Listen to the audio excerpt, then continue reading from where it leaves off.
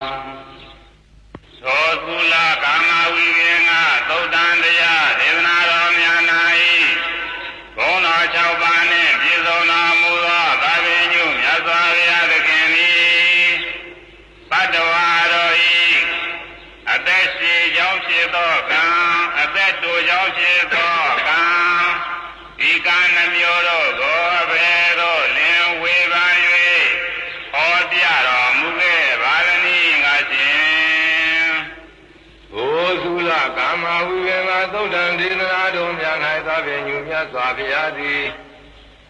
ဣဒမနဝဧကေသောဣတိဝါပုရိသောဝါပါဏာတိပါတိဟောတိလုံတော်လောဟိတပါဏိအစရှိသည်ဖြင့်သုဘလူလည်းဤလောက၌အချို့သောမိန်းမအချို့သောယောက်ျားသည်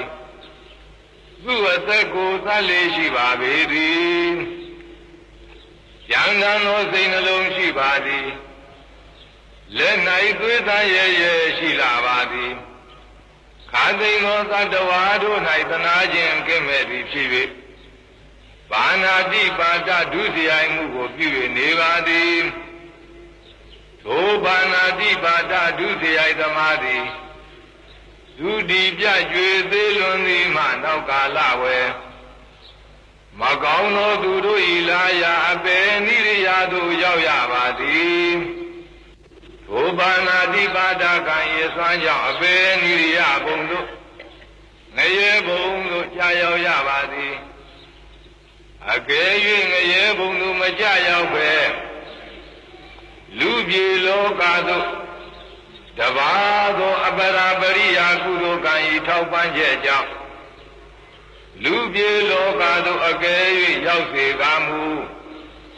ထိုသူပြုခဲ့သောပါဏာတိပါဒဒုစရိုက်အမှုကြောင့်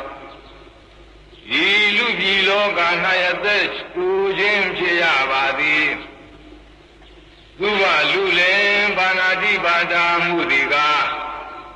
ပါဏာတိပါဒဒုစရိုက်သည်ကအသက်တူခြင်းကိုဖြစ်စေတတ်သောမကောင်းသောမိစ္ဆာခြင်းပฏิပတ်ပါပေသည်သူဘလူလည်းထိုမှတပါဤလောက၌အချို့သောအမျိုးကောင်းသမီးအမျိုးကောင်းသားတို့သည်ပါဏာတိပါဒဒုစရိုက်ကိုရှောင်၍ပါဏာတိပါဒဒုစရိုက်ကိုပယ်ရှား၍